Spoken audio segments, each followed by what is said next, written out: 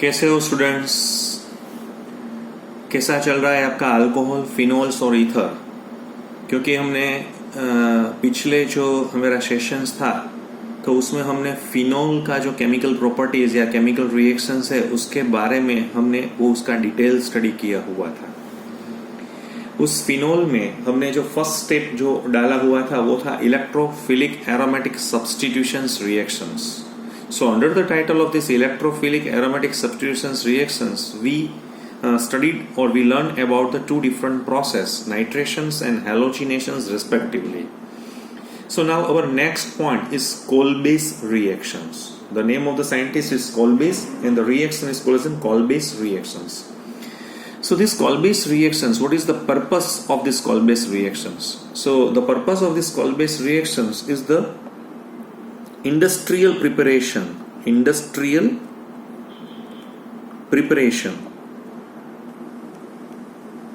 of salicylic acid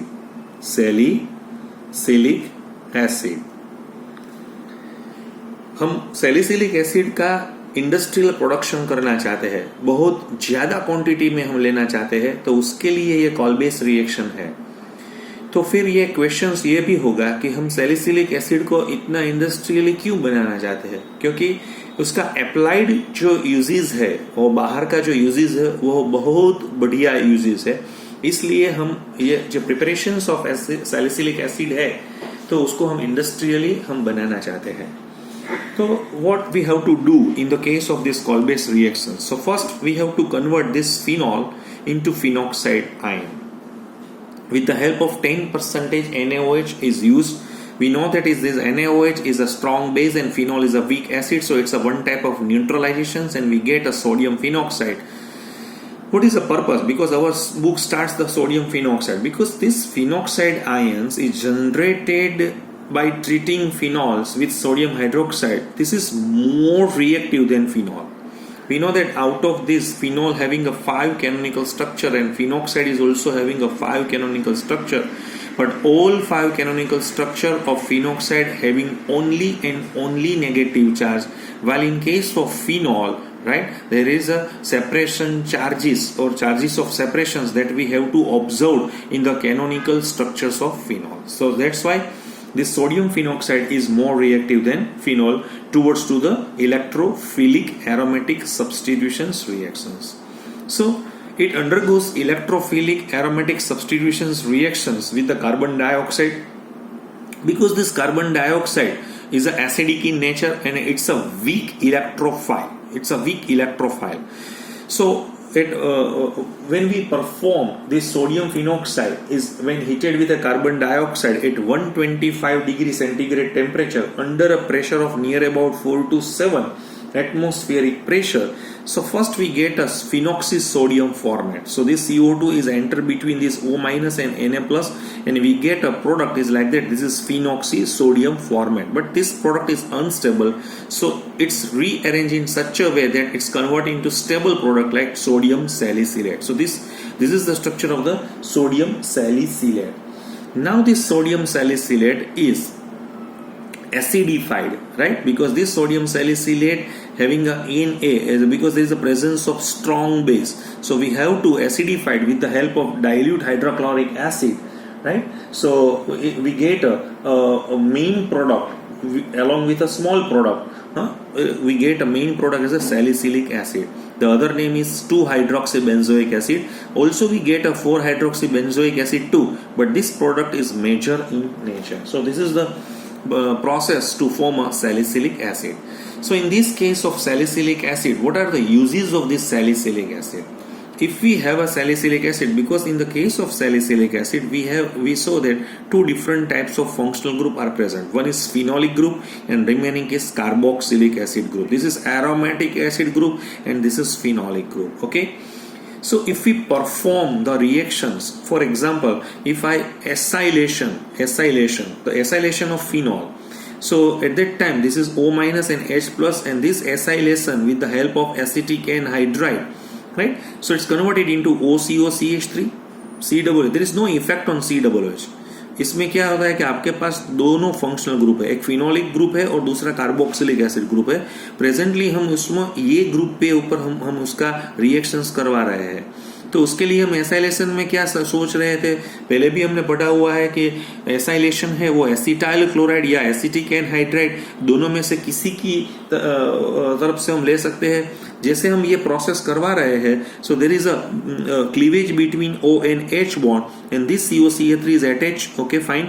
सो हमने क्या पढ़ा था कि जैसे फिनोलिक है उसका एसाइलेशन हमने ये पढ़ा हुआ था। हमने उस टाइम ये भी पढ़ा हुआ था कि जैसे फिनॉल है उसका हम बेंजोइलेशन कराते हैं तो स्कॉट एंड बाउमैन रिएक्शंस का हमने उसके बाद समय बात की थी, जो फॉर योर इंफॉर्मेशन के लिए थी। So same way, in the case of salicylic acid, when it reacts with acetic anhydride, so this acylation is converted. So what is the name of this compound? 1,2 to 2-acetoxy benzoic acid. This is nothing but it's a drug. The name of this is aspirin, or sometimes people says that it's acetyl salicylic acid because farmer क्या था salicylic acid, उसमें से कौन सा group नया उसने substitute करके लिया हुआ है, acetyl. So it's called as an acetyl salicylic acid. So this acetyl salicylic acid is one type of relieving pain. So its uses of this is analgesic. Analgesic. What is the meaning of analgesic? The meaning of analgesic means it's relieving pain. It's relieving pain. The name, this is called as an analgesic drugs. And the bring down the body temperature too. वो body temperature को भी क्या नीचे डाल देते, इसका means ये antipyretic भी है, एंटीपायरेटिक, राइट। जैसे हमारा टेम्परेचर, बॉडी टेम्परेचर जैसे बढ़ रहा है, जो ये है वो एंटीपायरेटिक मीन्स उसका दूसरा भी है, उसको हम बोलते हैं फेब्रिफ्यूज। ओके, तो ये फीवर के लिए यूज होता है और ये एनाल्जेसिक है, वो पेन के लिए भी होती है। जैसे हमारे सर का, जैसे मेरा सर दुख रहा है, हेडेक है, तो हेडेक में हम ये एस्पिरिन है वो डॉक्टर या सजेस्ट करते हैं, या हम ऐसे हाउस होल्ड की वजह से भी हम ले सकते हैं। सो ये है एसिटाइल सैलिसिलिक एसिड का। दूसरा क्या है, दूसरे में हमने क्या किया हुआ है कि सैलिसिलिक एसिड में हमने अभी OH के ऊपर प्रोसेस कराई, अब हम COOH के ऊपर प्रोसेस कराते हैं। यहाँ पे कई स्टूडेंट्स को ऐसा क्वेश्चन होता है कि ये OH पे क्यों हुई, COOH पे क्यों नहीं हुई। बहुत सिंपल है, COOH is acidic in nature, this is also acidic in nature. Definitely, phenol is also acidic in nature, but phenol is lesser acid than COOH. That's why it's performed on OH. Now we continue with our this point with the help of methanol. अगर हम salicylic acid में methanol डाल रहे हैं, so ये methanol है वो alcohol है, वो न्यूट्रल पोर्शंस है और एस्टरिफिकेशन के लिए वो चला जाएगा। There is a cleavage between this OH और COOH। तो उसमें क्या होगा, इसमें से ये होगा COOH में इसमें इसका क्लीवेज हो जाएगा, अल्कोहल में से ये OH का क्लीवेज हो जाएगा in the presence of acid. ये रिवर्सिबल रिएक्शन है, स्लो रिएक्शन है, और this is called as an methyl salicylate because its ester of salicylic acid is called as an methyl salicylate. Sometimes methyl salicylate is a major right constituent of the oil of wintergreen। जैसे हम इसको, या हमें सर्दी या जुकाम हो जाता है तब हम कई बार नीलगिरी का जो ऑयल है वो लेते हैं, उसमें से भी ये कंटेंट मिथाइल सैलिसिलेट होते हैं। और तो ये जो है मेरा विक्स वेपोरब है या कोई एनी टाइप ऑफ जो पेन बाम हम यूज करते हैं, या अमृतांजन है, टाइगर बाम है, राइट, जो भी है उसमें ये पोर्शन डाला हुआ होता है मिथाइल सैलिसिलेट। तो सर्दी जुकाम के लिए भी ये बहुत अच्छा है। And it's used in a perfumery as a flavouring agent. ये दूसरा इसका फ्लेवरिंग एजेंट है in a perfumery, right, perfumery. So these are the uses of this methyl salicylate. ये मैंने थोड़ा अलग डाला हुआ है, लेकिन मैंने इसलिए डाला हुआ है क्योंकि सैलिसिलिक एसिड इज ऑल्सो, जैसे हमने यहाँ मिथेनॉल लिया ऐसे हम फिनॉल में भी ले सकते हैं। सो ये कार्बोक्सिलिक एसिड और फिनॉल के साथ इसका रिएक्शन हो के एस्टर बनेगा, तो वो बनाएगा फिनाइल सैलिसिलेट। उसको हम क्या बोल रहे हैं, सालोल। उसको सालोल की तरफ से भी हम बोल रहे हैं। ये जो सालोल है वो इंटेंशनल एंटीसेप्टिक है, इंटेंशनल एंटीसेप्टिक है।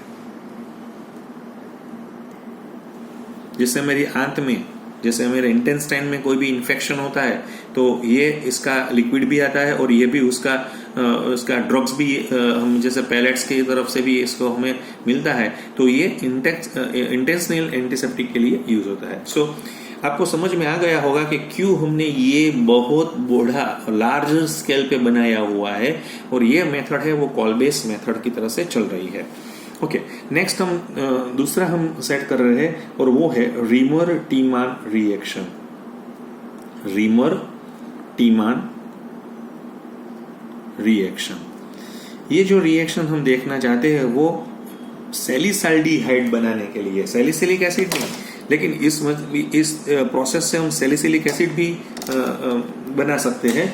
उसमें हम क्या करना चाहते हैं, जैसे हम बना रहे हैं, जैसे हमारे पास है फिनॉल, क्योंकि इट्स अ स्टार्टिंग मटेरियल, इसमें सभी में फिनॉल ही है।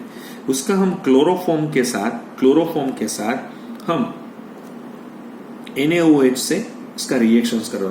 मैं क्या बोलता हूँ, फिनॉल में एक बढ़िया बात यह है कि फिनॉल अगर सोडियम फिनॉक्साइड या फिनॉक्साइड हो जाएगा तो वो बहुत अच्छी तरह से वो है अपना प्रोसेस कर सकेगा। मैंने अभी भी आपको ये बताया हुआ है कि क्यों ऐसा वो कर सकते हैं, क्योंकि उसके साथ वो प्रोसेस करके फिनॉक्साइड में सभी में नेगेटिव चार्ज आएगा, तो वो उसका केमिकल एक्टिविटी वो बढ़ा देता है।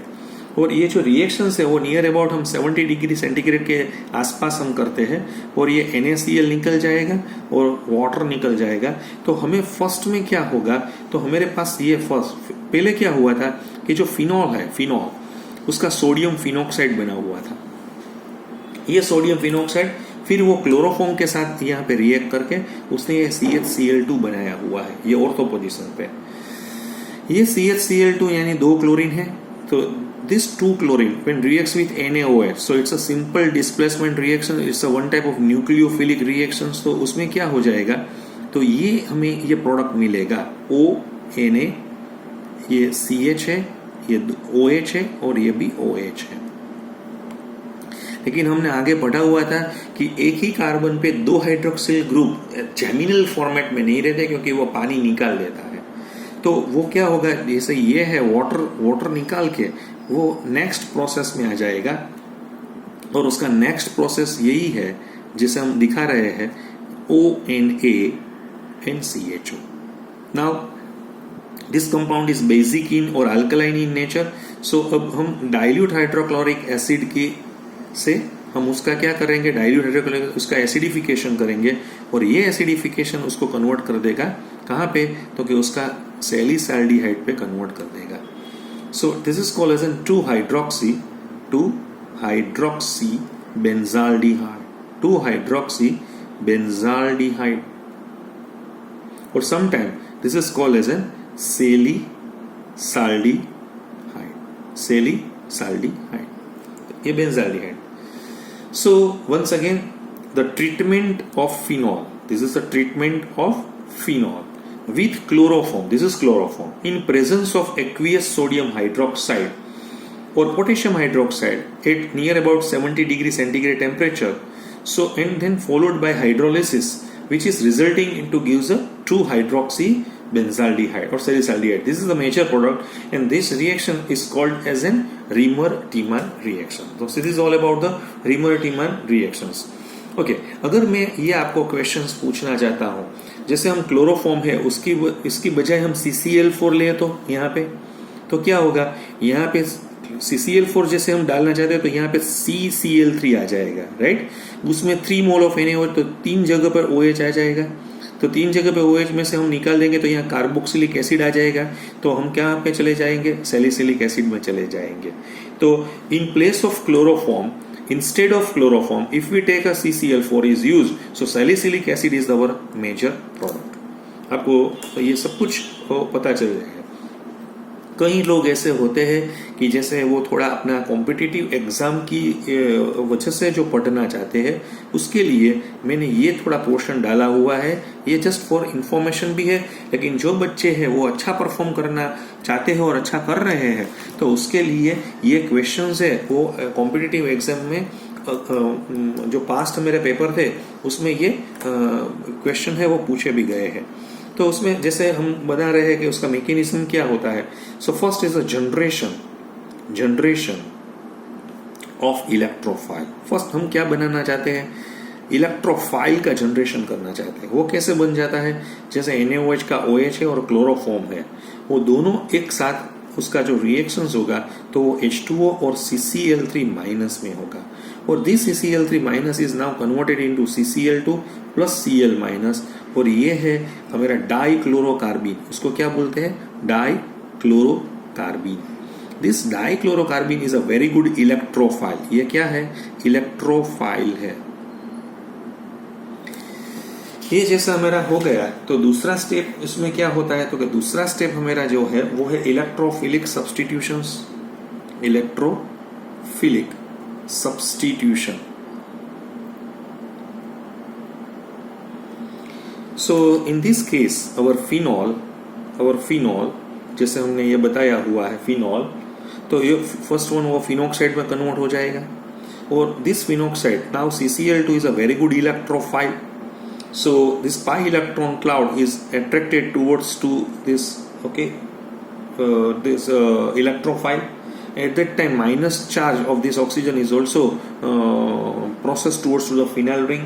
So we get such a type of intermediate compound, and this intermediate compound which can be written in this manner too. This is double bond O, and here in this case, for example, H and CCl2. This is minus. And this minus is now connected with hydrogen, so this which is shifting towards to this pi bond, and oxygen is more electronic, so pi bond is shifting towards so we get such a type of a product which is written like that. This is O minus and CHCl2. And further, as we know that with the help of 2 mole of NaOH, so minus 2 NaCl and minus H2O, so we get a product. Such a product is like that. This is O minus and CHO. So this is the brief concept about the mechanism. So today we stop at here, and in next sessions we continue with our journey with the phenols. Thank you very much.